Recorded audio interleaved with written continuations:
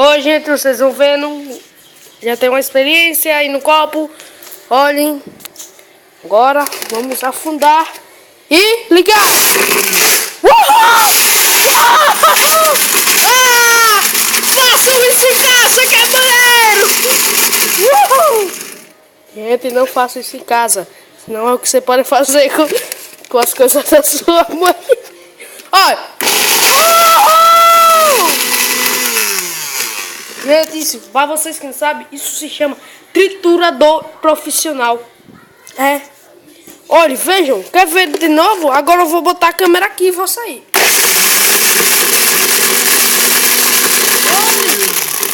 Pera aí, eu paro de gravar 15 segundinhos. E... Uau! Não, é lindo demais. Tem que botar de novo, que eu gostei muito. Oi!